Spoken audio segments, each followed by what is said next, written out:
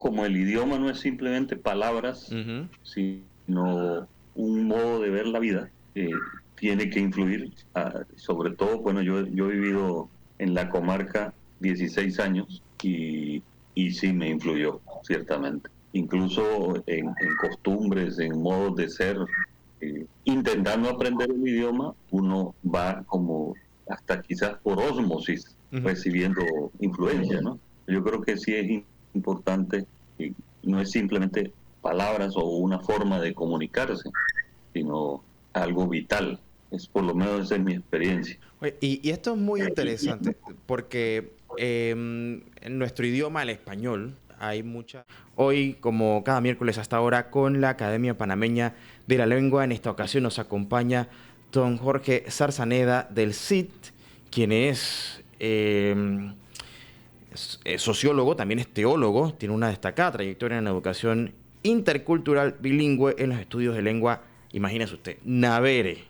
Sí, Navere en la comunicación social panameña y ha publicado varios libros y artículos en revistas nacionales e internacionales. Entre esos, uno de los títulos que llama mucho la atención es La patria del indio, quien pues es coautor, fue publicado en 1978, sí, Tierra para el Guaymí, 1978 también, Nun Roae Kue Kira Nievare Nuem. Bueno, no sé si lo dije bien, don Zarzaneda, bienvenido, gracias por acompañarnos.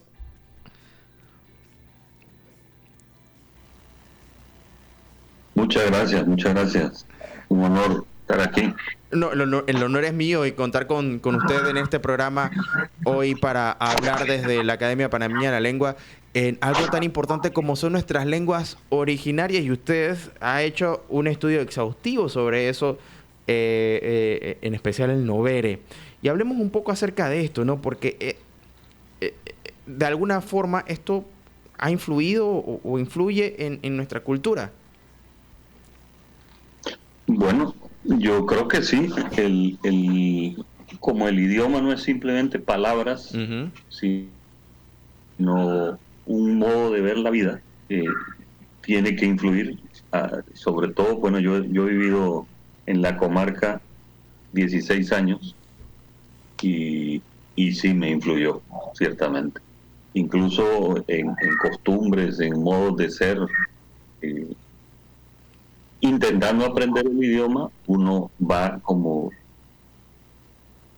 hasta quizás por ósmosis Ujú. recibiendo influencia, ¿no? Yo creo que sí es importante, y no es simplemente palabras o una forma de comunicarse, sino algo vital. Es por lo menos esa es mi experiencia. Oye, y esto es muy interesante porque en nuestro idioma, el español, hay muchas palabras que tienen su origen en lenguas originarias del continente, ¿no? Así es. Sobre todo comida, ¿no? Que creo que muchas de estas tienen ese génesis allí. Pero en el caso panameño, ¿cómo esto ha, digamos, trascendido? Mire, yo no me he dedicado a Ajá. buscar o a rastrear, eh, palabras de otros idiomas indígenas o originarios de Panamá, de aquí de este territorio, Ujú. en el español. Puedo suponer, pero no me he dedicado así expresamente. Entonces, con el permiso del doctor Jamison, voy a decir algunas cosas. Ujú. Eh, por ejemplo, hay un pueblo que se llama Sorá, en, si no me equivoco, por Capira, por los lados de Capira. Sorá en Overe quiere decir luna llena. Entonces, ¿qué relación hay ahí? Pues quién sabe. No, yo no me he puesto a averiguar, ni solo una vez fui a Sorá, pero por ejemplo en Azuero, a Tonosí. Tonosí es, en idioma novere, podría ser la quebrada, de la maraca. Tonón en novere es maraca. Entonces podría ser, otro podría ser, Guararé, por ejemplo. Guararé, ¿qué quiere decir en Oberé? Tal cual. Guarare es como lombriz o como, sí, como lombriz. Entonces, el lugar de la lombriz podría ser, no sé. Probablemente hay Ujú. muchos nombres de lugares en el país que tienen el origen de, obvio, en la comarca Gunayala sí están los nombres bien claros. Mm, En Darién incluso hay nombres eh, que vienen del Emberá y del Cuna, clarísimamente. Pero quizás no se ha hecho ese trabajo, es parte de lo que me falta. Y ya andamos por 78 años, o sea que no sé si voy a poder abarcar tanta cosa. bueno. Pero probablemente sí, así como por ejemplo canoa Ujú. es una palabra que viene del Caribe, del idioma Caribe, y, y tiene, se usa normalmente o hamaca, por ejemplo, también viene del idioma Caribe. Probablemente si nos ponemos a trabajar eso, aquí en Panamá encontraríamos, en el español de Panamá, Ujú. encontraríamos muchas relaciones. Bueno, y llama mucho la atención, sobre todo en el aspecto de los nombres de lugares, ¿no? Que tienen, por supuesto, que su génesis en lengua originaria. Pero hablemos Sí, un y poco. Ajá, sí, cuéntame. Ajá. se da el caso, perdón, se da el caso al revés, de lugares que tienen un nombre en el mapa y el nombre ha sido puesto por el INEC y es totalmente otro el nombre del lugar. Mm, Eso ya es como que yo vaya a su casa y les diga, esta casa no se llama la casa de Magdiel, es usted, ujú, sino es la casa de Carlos, por ejemplo. Entonces usted me puede decir, bueno, ¿y en base a qué me está cambiando el nombre? claro. Bueno, eso es lo que hemos hecho con los lugares y con los mapas. Y hay un lugar, por ejemplo, que es bastante conocido para la gente que ha ido por allá, que se llama Suliaguadáviti. Aunque suene largo, ese es el nombre, Suliaguadáviti. Y la gente en español y en el mapa está escrito Llano Ñopo. Entonces digo yo, cuando yo llegué la primera vez ahí, llano, ñopo, bueno, sí es un llano, pero ñopo, o sea, ¿a qué viene la palabra ñopo? Después preguntando, la gente dice, no, si aquí no se llama así, aquí se llama Zuliaguadáviti, que quiere decir sobre el cuero de los españoles, Wow. porque ahí hubo una batalla entre españoles y guaymíes, y fueron derrotados. Entonces le pusieron al lugar sobre el cuero, o sea, sobre el pellejo, digamos. Guarda es como cuero o pellejo, sobre el pellejo de los españoles. Entonces, eso sí indica mucho cambio, desde Llanoño por nada. Y así como eso hay montones de nombres que están cambiados, ¿no? Claro, ahora, Pero, don Zarzaneda, usted acaba de decir algo bien interesante porque es a través del idioma cómo rescatamos esa historia. A través de lo ajá, que se nos va contando, a través de lo que queda documentado. Por supuesto que a nuestra cultura estar tan influenciada por europeos, por africanos, por chinos, lo que resalta va a ser la versión europea, principalmente por los españoles, y todo lo que solemos ver en los textos, ¿no? Que básicamente así es. tienen una visión, que hay que decir que es subjetiva de la historia. Pero ahora cuando vamos y usted se adentra en el lenguaje, usted empieza a descubrir un mundo paralelo, diría yo, que no se nos Ujú, es contado. Y es ahí en donde hablamos ahora de la educación intercultural bilingüe y no solamente para los pueblos ujú. originarios. ¿Cómo hacemos nosotros en la sociedad con la particularidad panameña, ¿no? Para empezar también a entender esos orígenes indígenas que tenemos también, a pesar de tener los africanos, los españoles y los que ya mencioné. Yo pienso que Este es un tema de mucho platicar y de Ujú. mucho hablar. La educación intercultural en Panamá no se ha tomado en serio.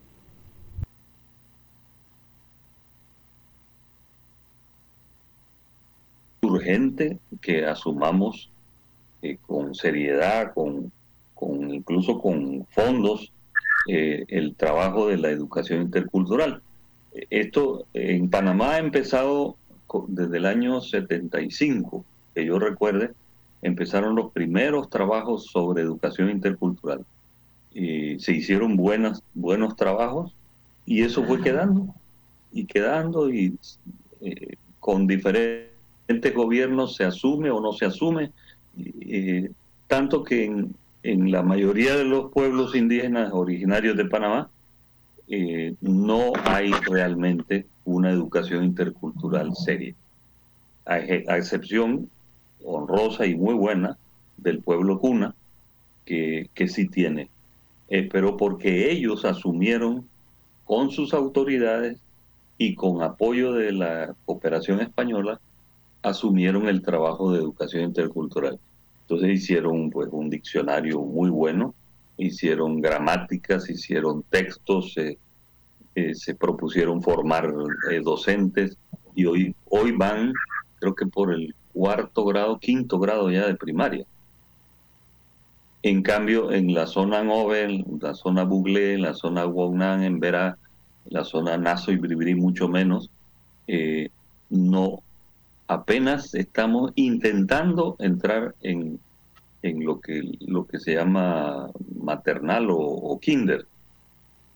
Ni siquiera ahí hemos podido pasar la barrera. Yo estoy haciendo un trabajito en un colegio de la comarca Nove. Cada mes voy a intentar con un grupo de docentes enseñarles a leer y escribir en Novere. Que no, porque según la ley 88 de 2010, dice que es obligación de todo docente en zonas indígenas hablar, leer y escribir el idioma, cosa que Claro. no se hace, simplemente no se hace. Entonces yo creo que es, ¿cómo empezar? Mm. Yo siempre digo, escuche, oiga, ponga atención. Es decir, porque la tendencia nuestra es llegando a un lugar decir, yo creo que esto se debería hacer así y aquello así y debemos cambiar esto. Y yo creo que cuando uno llega a un lugar donde hay otra cultura, lo primero que tiene que hacer es callarse la boca y escuchar mucho. Y si le quieren enseñar, tratar de aprender. Yo recuerdo la primera vez que fui a Cerro Toe, que es una comunidad donde viví 16 años. Había una escuelita de dos salones con tres maestros. Y la maestra de primero y segundo grado tenía 5 años de estar viviendo ahí, de estar trabajando ahí. Y me dice, yo saludé a un niño en su idioma. Y me dice la maestra, fíjese, ¿usted está aprendiendo? Sí. Fíjese que yo llevo 5 años aquí y no he aprendido nada. Pero me lo dijo no con maldad, sino con simplemente constatando un hecho. Y yo me quedé con qué vergüenza. ¿Cómo es posible que 5 años esté aquí y no se le haya ocurrido aprender, aunque sea a saludar? Entonces, yo creo que por ahí tendríamos que empezar. Ahora, don Zarzaneda, usted sabe que escuchándolo también me ponía a pensar un poco en todo lo que se pierde el resto de la sociedad, porque al verlo como una obligación, estamos pensando que hay un esfuerzo sin un rédito que recibimos al buscar hacer que esa educación se haga de manera intercultural y bilingüe, ¿no?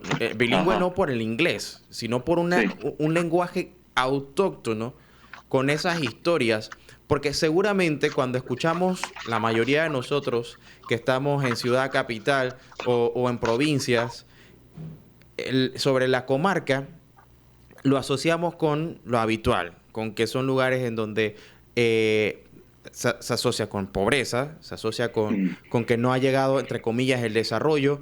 Y digo Ujú. entre comillas porque nos hemos perdido de literatura, de historia, de la visión, la cosmovisión, que quizás la cultura cuna ha tenido mucho más penetración en Panamá que la Nove, pero Así es. esto no quita el hecho de que en la comarca Nove, Buglé, exista una infinidad de historias y relatos que valen la pena no solamente Ah. rescatar, sino difundir. Y creo que aquí es donde entra la parte que yo le preguntaba al principio, porque seguramente hay muchísima influencia que pasa desapercibida.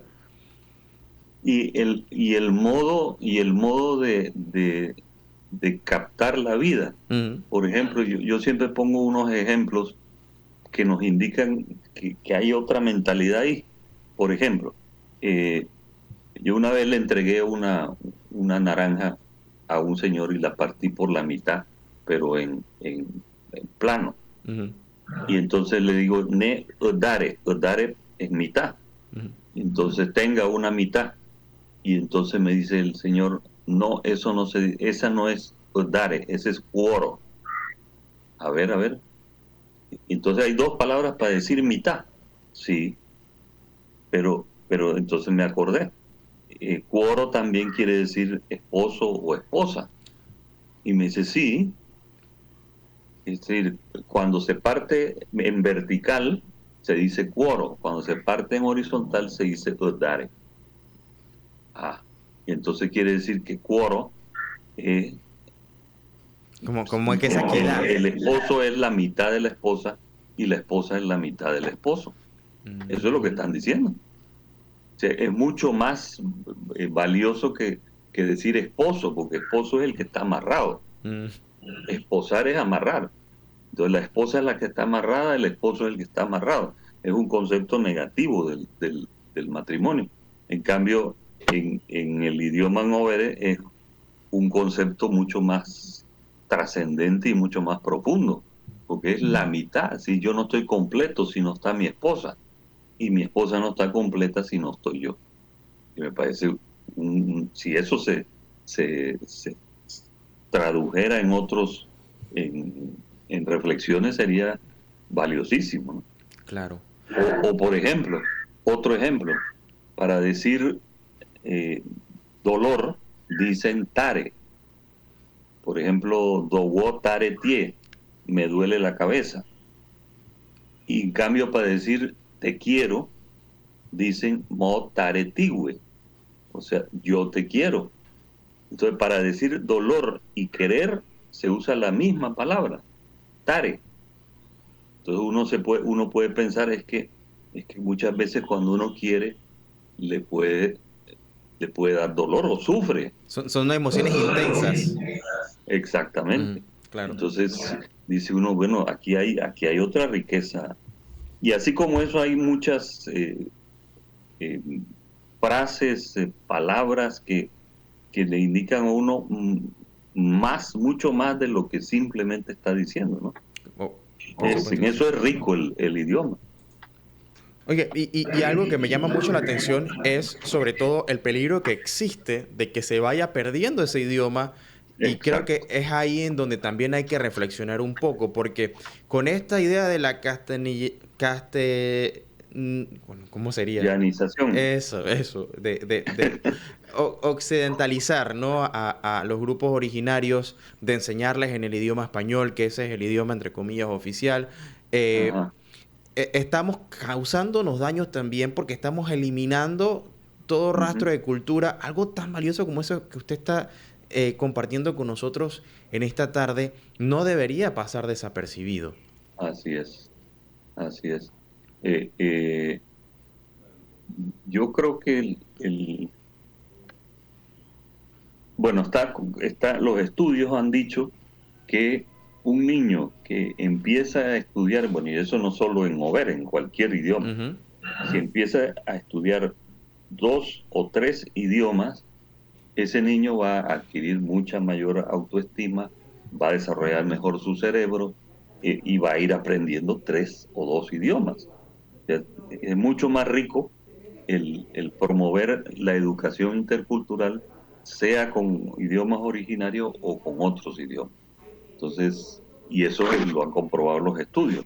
¿Por qué? Porque el cerebro humano en esas edades tiene una plasticidad impresionante y tiene una capacidad de absorción también muy grande.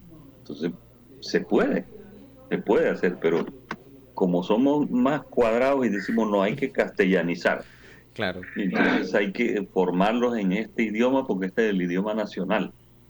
Digo, pero está matando una forma de ver la vida. Ujú. Y nosotros, pues, de paso, estamos perdiendo esa forma de ver la vida, ¿no? Ahora, yo le pregunto también que usted que ha tenido la oportunidad de vivir en la comarca a nivel de, de, de los pueblos originarios, cómo ellos se organizan para también preservar y cuidar, porque me imagino que ellos también son celosos. Estamos hablando de que cuando llega el europeo a América, ya estaban ellos y seguramente ellos van a Ajá. buscar a toda costa guardar su lengua, que es lo único que les queda, digamos, propio, ¿no? Antes de que llegue toda esta invasión occidental y toda esta influencia. Eh, y cuáles son, digamos, las necesidades principales que tiene en temas de cuidar y que a medida que se busque elevar la calidad educativa, que creo que es una de las cosas que por mucho tiempo aquí se ha buscado, de que la educación sea equitativa, pero de calidad para todos, no se pierda con esto toda esa amalgama de, de costumbres y tradiciones, por supuesto, incluida su idioma.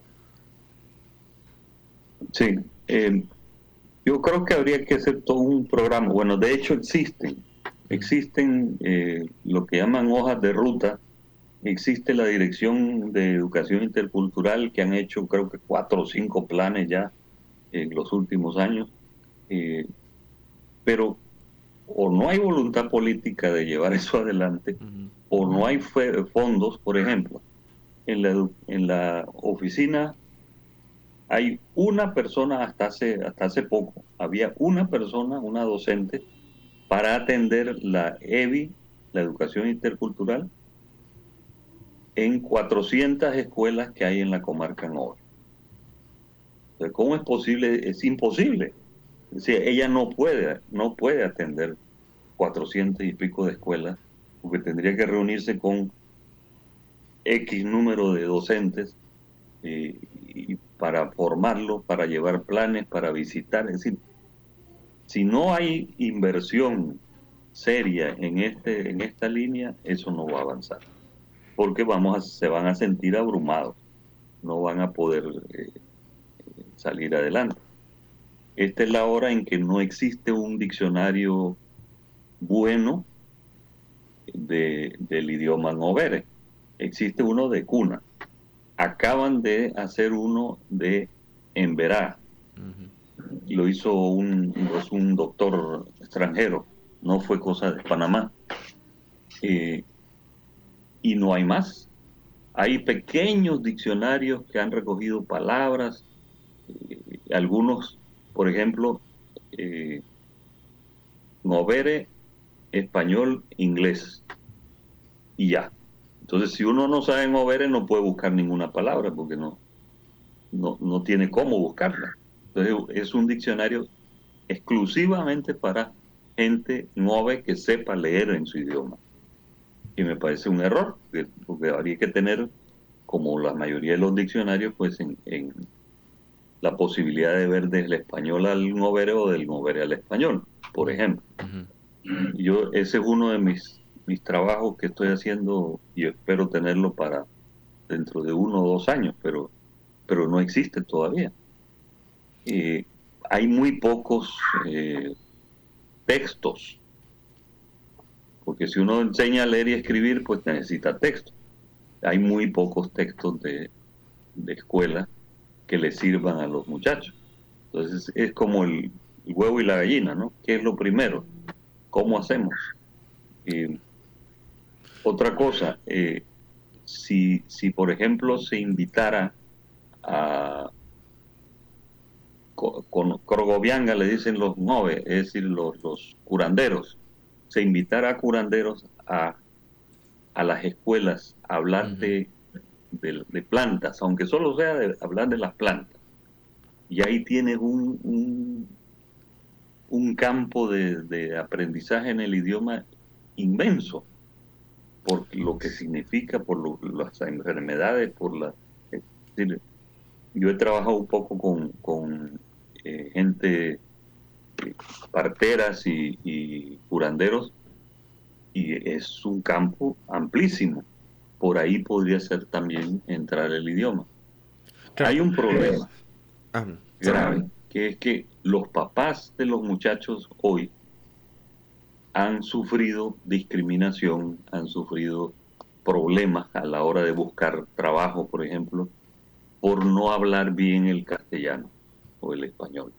Entonces, no quieren que sus hijos pasen el mismo problema. Entonces, ¿dónde se hablan over en la comarca? En las casas. Y ya. Todo lo demás es en español. Que pasó algo así también con los descendientes de afrontillanos que hablaban inglés, Exacto. que terminaron O por, francés. o francés exactamente, por eliminar esos idiomas. Y hoy por hoy Panamá es uno de los países que irónicamente menos inglés habla en toda Latinoamérica. Y ni Dios lo quiera, suceda también con el Novere. Ya para ir finalizando, lastimosamente se nos acaba el tiempo, doctor Zarzaneda, pero mire, usted conversando y yo pensaba, caramba, solemos ver sobre todo a los de la comarca y a los que hablan novere, como que si fueran de un mundo aparte. Como que, bueno, son los de la comarca. Pero estamos hablando de que están dentro de nuestro territorio. O sea, igual que Así nosotros es. tienen cédulas y tienen algo que a nosotros también nos pertenece y que es parte de nuestra identidad nacional. Y yo decía, pero ¿por qué en la escuela no me enseñaron esto? Y eso es lo que usted estaba proponiendo, me parece que sería súper excelente que por lo menos dentro de los cuentos, de las historias, que aparte de los cuentos que solemos ver, ¿no? De Sinan y demás, que por supuesto que tampoco hay que desmeritar todo ese trabajo que es importante para Ajá. nuestra literatura, ¿por qué no mezclamos también cuentos del Novere o del Cuna o del Así es. Emberá? Así es. Ese es uno de los folletos que usted mencionó que yo hice junto con un OVE, por supuesto. Ujú. Cuhuequira. Cuhuequira quiere decir historias, palabra antigua quiere decir. Entonces, Cuhuequira, que los abuelos nos dijeron. Nunroae, Cuhuequira, Nievarenuen, que nos dijeron los abuelos. Historias que nos dijeron los abuelos. Entonces, son cuentos que los niños han oído, y si están escritos y leídos en Overe, pues lo van a asumir mucho mejor y les puede ayudar en su formación. Yo creo que es todo un trabajo que hay que plantear. Por ahí sí hay mucho trabajo que hacer. Yo espero estar aportando algo, pero hay mucho que hacer realmente. Bueno, don Zarzaneda, yo le agradezco. Nos hemos quedado sin tiempo, pero definitivamente que esta conversación no ha terminado. Queda muchísimo Así más es. que hablar sobre esto. Y me gustaría que la audiencia que nos escucha, que a lo mejor quedó con el deseo de saber un poco más acerca de esto, si usted tiene material que pueda ser de fácil acceso, ya sea a través de internet o yendo a alguna biblioteca, para que nos recomiende algo por dónde empezar, ¿no? Para poder involucrarnos más con el idioma de nuestros pueblos originarios, sobre todo el Nover, en donde usted se ha desarrollado trabajando en la parte literaria. Sí. Bueno, yo tengo materiales, sí. Acabamos de terminar un, dos, dos libritos eh, en Overe, dos bilingües, en Overe y español, sobre leyes. ¿Por qué sobre leyes? Porque hay leyes muy importantes para los noves que valdría la pena tenerlas por escrito y que ayuden en el proceso este de lectura, de aprendizaje del idioma. Por ejemplo, la ley de la comarca o la ley sobre medicina tradicional o la ley sobre idiomas, etcétera. Y así hay otros que estamos elaborando que, bueno, pueden servir también, ¿no?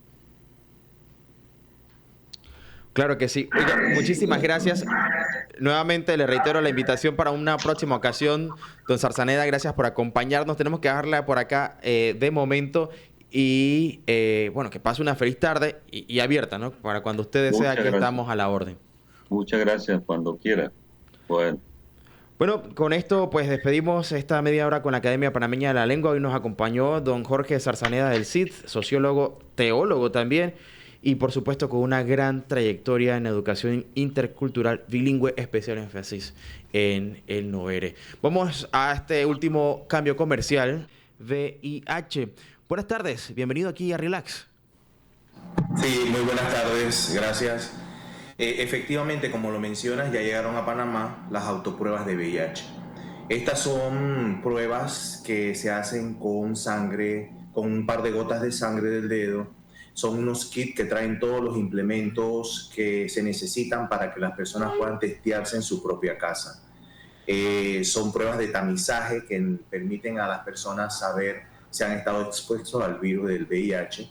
Demoran aproximadamente como 10 minutos y todas estas pruebas que estamos comercializando a través de la farmacia tienen registro sanitario del Instituto Gorgas. Estamos actualmente en 400 farmacias a nivel nacional. Las pruebas se pueden adquirir sin receta médica, sin orden de laboratorio, se pueden tomar directamente del área donde están generalmente los preservativos. En la mayoría de farmacias está en esta área y se pueden tomar directamente y pagar en caja.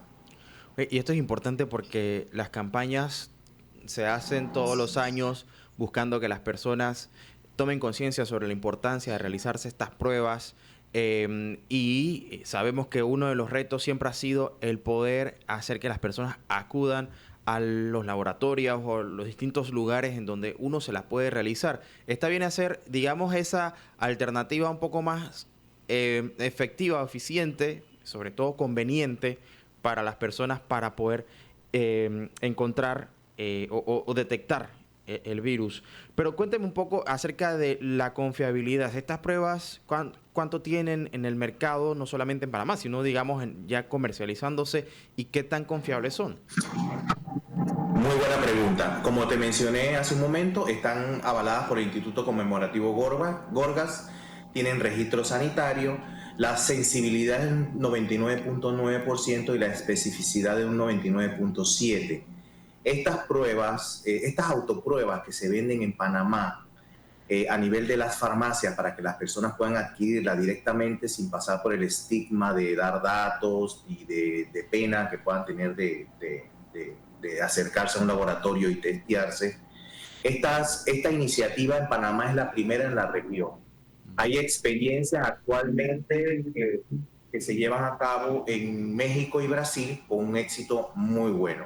Son sumamente precisas y permiten a la persona conocer su estado serológico. Ahora, hay que recalcar algo.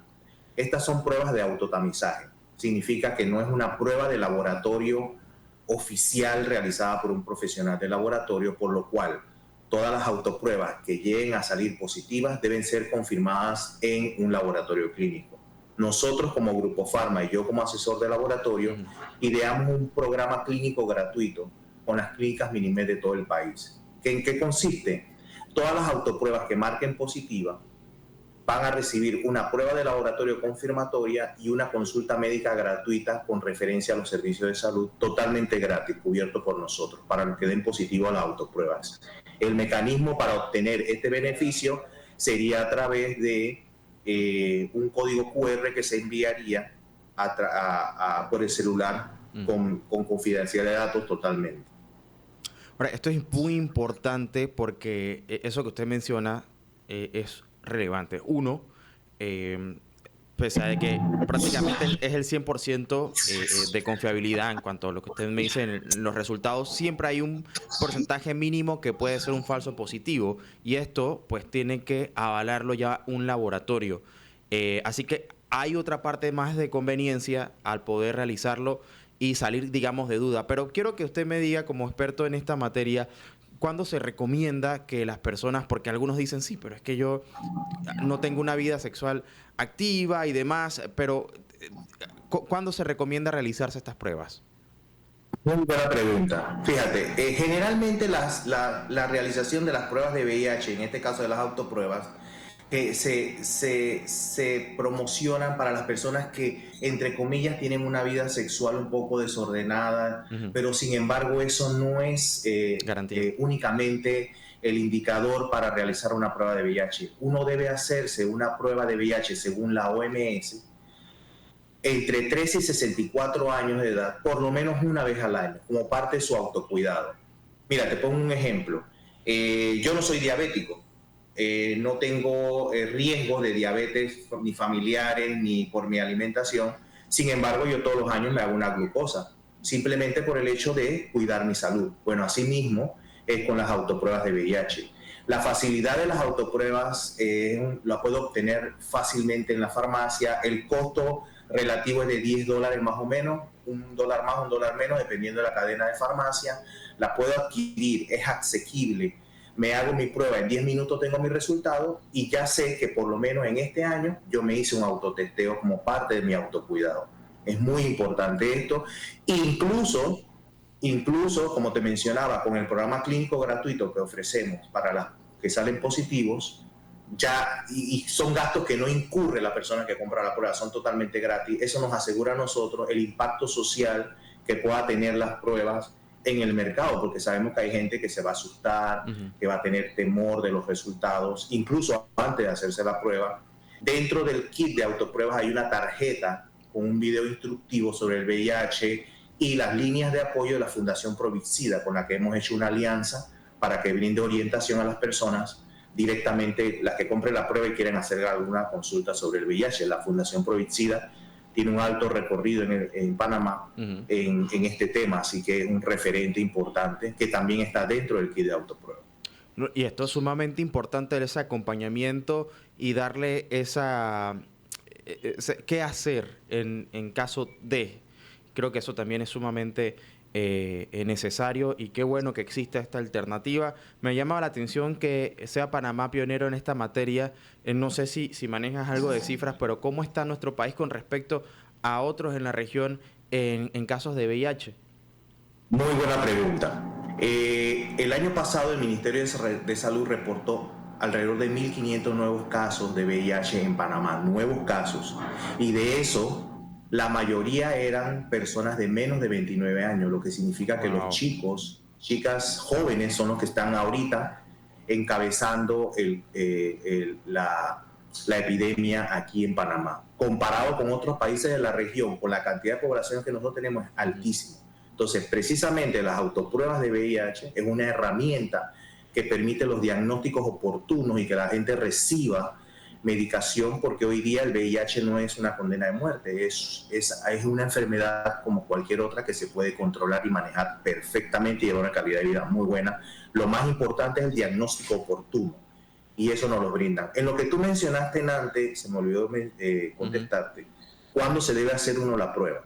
En este caso la autoprueba. Más allá del control, como te mencionaba, si yo tuve una situación de riesgo reciente, ponte el fin de semana pasado, debo hacerme una autoprueba o una prueba de VIH inmediatamente para asegurarme de que independientemente del evento que tuve hace unos días, ya no traigo otro evento anterior que me pudo haber causado la transmisión del virus.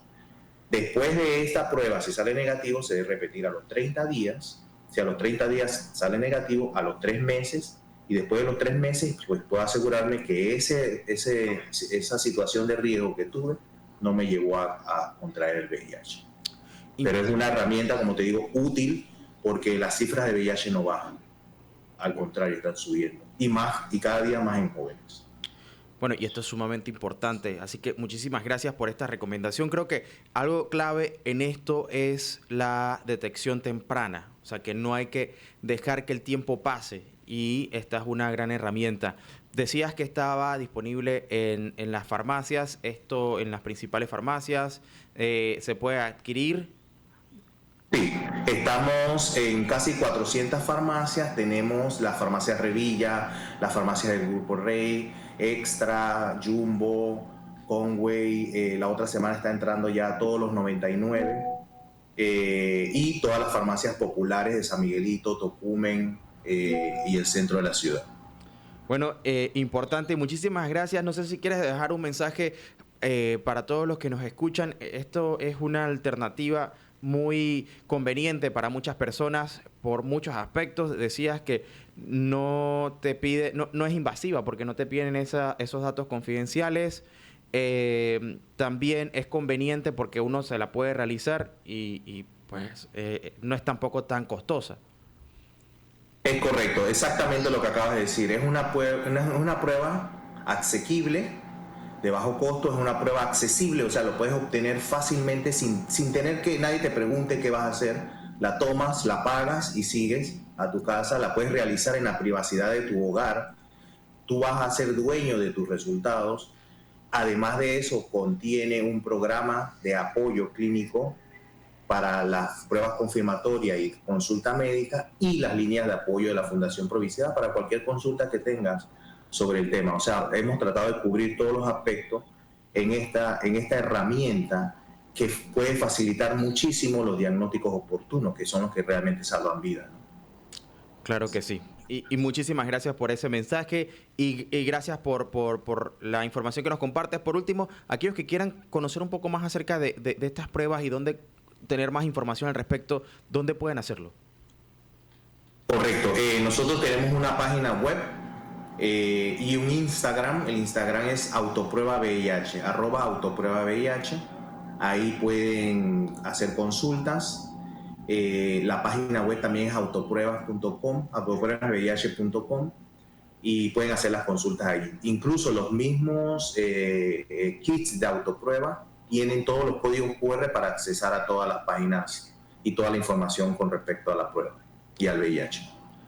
Muchísimas gracias. Bueno, buenísimo. Y gracias por esa información. Qué bueno y conveniente que en Panamá ya contemos con estas herramientas para hacer frente y combatir la propagación del VIH. De esta manera, pues también nos despedimos de Juan José Rivas, asesor de laboratorio del Grupo Pharma, quien nos habló acerca de estas pruebas interesantes y convenientes. Así que hasta una próxima ocasión y gracias por acompañarnos. Saludos, muchas gracias, muy amable. Hasta luego. Un evento que se va a estar desarrollando en Panamá. Hablamos del encuentro latinoamericano de música coral. ¿Lo dije bien? Sí. Y también nos acompaña por acá el señor Bolívar César, que es de la Fundación Crescendo, ¿correcto? Correcto, muy buenas tardes. Bueno, oye, a ver, ya. Panamá se convertirá próximamente en el epicentro de esta interpretación artística. Hablemos un poco acerca de esto y de qué se trata. Ok, el Encuentro Latinoamericano de Música Coral, más que todo, es un espacio en donde busca, que tal cual lo has dicho, que Panamá sea la sede, el centro de la cultura, el compartir con todos los países latinoamericanos su tradición, su música, a través de la música más que todo, ¿no?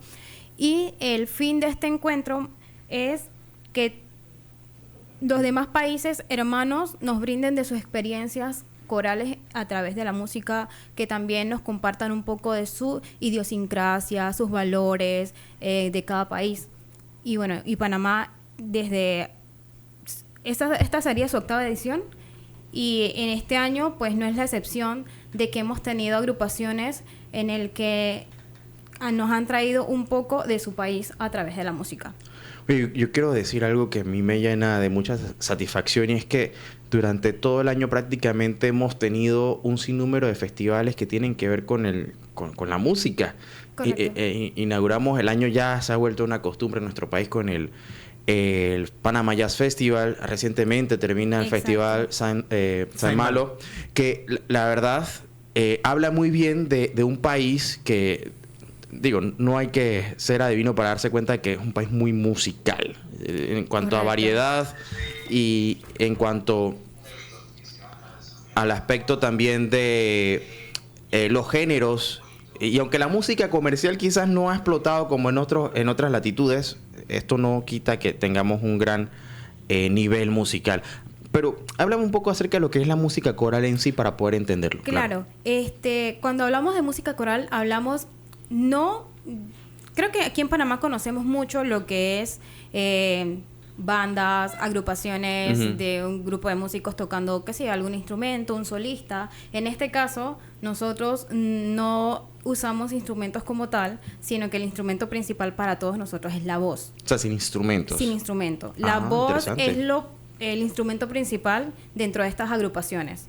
Todos son agrupaciones enormes, otros más pequeños, pero dentro de estas agrupaciones se divide en varias voces, que es la que comúnmente conocemos, que sí, sopranos, contraltos, tenores, Ujú. barítonos, bajos, y cada una de sus voces es tan necesaria que lo que hace es formar toda una música totalmente vocal, a capela, porque es eso.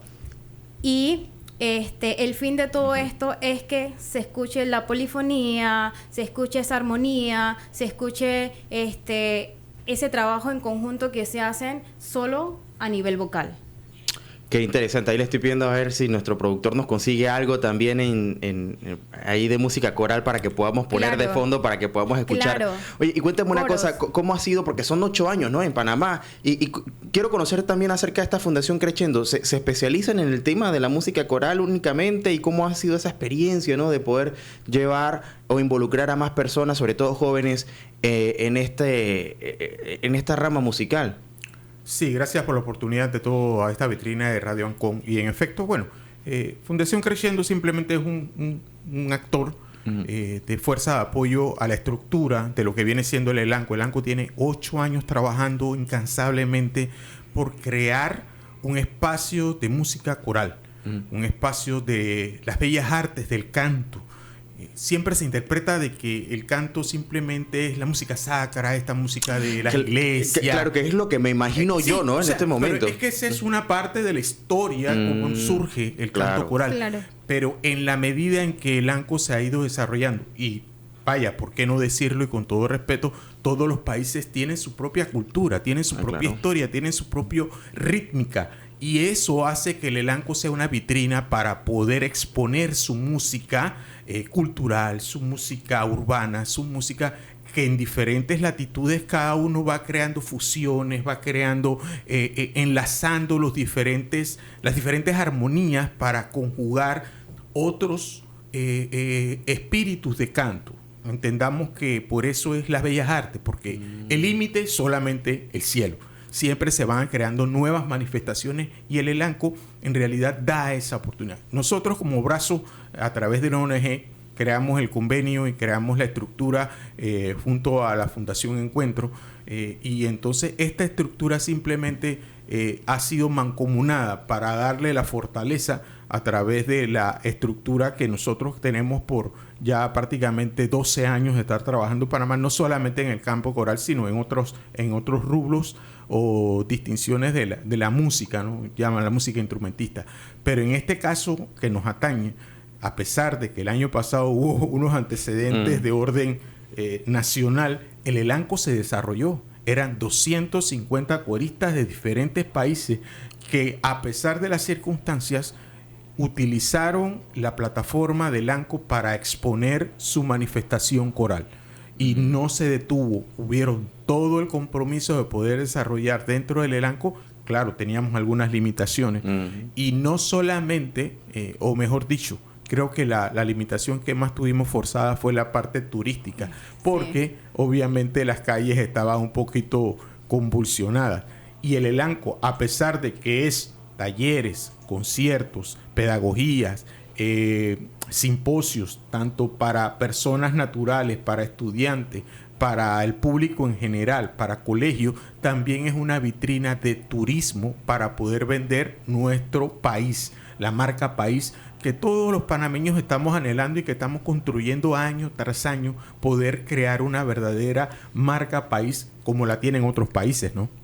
En efecto, yo tengo un par de preguntas porque esto de música coral probablemente para muchos de nosotros sea algo nuevo.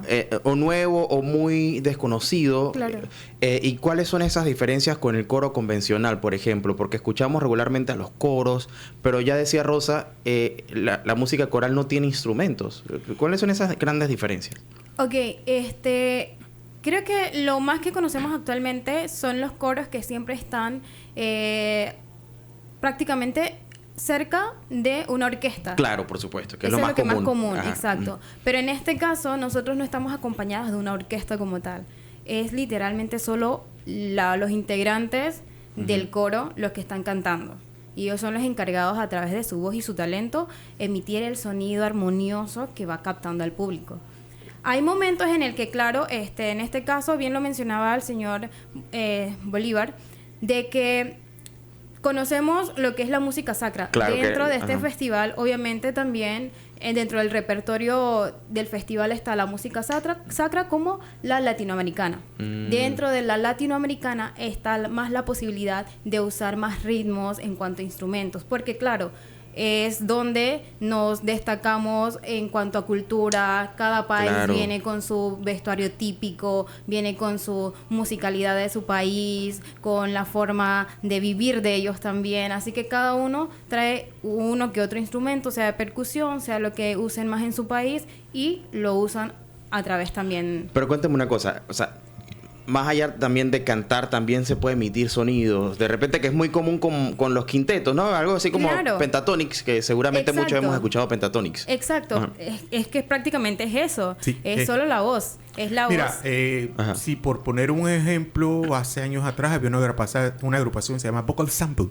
Imitaban con las voces los diferentes interesante. instrumentos. Entonces, esa modalidad ha ido evolucionando, e incluso creo que en Colombia, porque tuvimos la oportunidad de estar en un encuentro coral en Colombia hace unos meses atrás, y allá tuvimos la oportunidad de conocer otro grupo que tenía la misma tónica. O sea, recrear fonéticamente los instrumentos musicales a través de los sonidos. Y Claro. con eso haces armonía.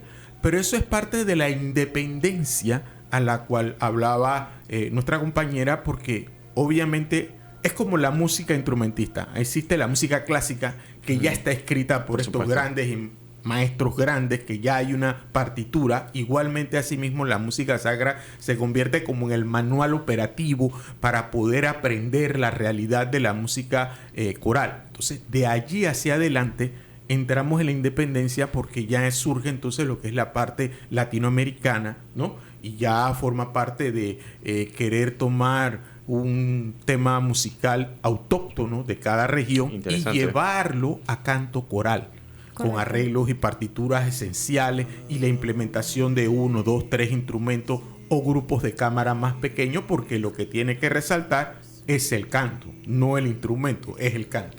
Claro, y las voces, que es lo que Exacto. al final Correcto. es lo Así único mismo. que se utiliza dentro de este Exacto. género Así coral, ¿no? es. Y claro, también está, como bien lo dijo acá el compañero, de que hay sonidos. Hay muchas veces que no hay letras dentro de la canción, o simplemente son sonidos onomatopeicos, qué sé yo, en Claro. el que solo se hace con la boca cerrada o simplemente con una sola vocal. Pero el juego que entra ahí es el nivel de armonía que uno va alcanzando a través Ahora, de las eso voces. suena bastante divertido, ¿no? Me imagino cómo, Sí. cómo debe ser. Ajá.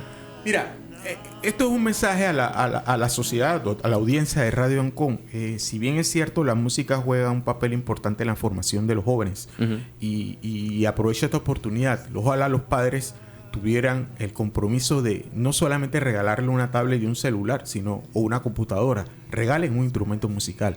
Pero en este caso, nada mejor instrumento musical que la voz. Claro. Y en esta oportunidad, tanto a través del ELANCO, porque también en la Fundación Encuentro tiene otros programas que implica el grupo coral infantil y juvenil, que forman parte ya de otro festival, que bueno, ya nos tocará de nuevo pasar por acá para promoverlo para el otro año, y el poder desarrollar todo ese talento que tienen los jóvenes a través de, ya sea de un instrumento musical, o en el caso particular que nos atañe en este momento, que viene siendo la vocalización o el canto, ¿no? Entonces, esto les da a los jóvenes hoy en día, créanme, padres de familia, le da formación, disciplina, empatía, trabajo en equipo, el saber ser responsables.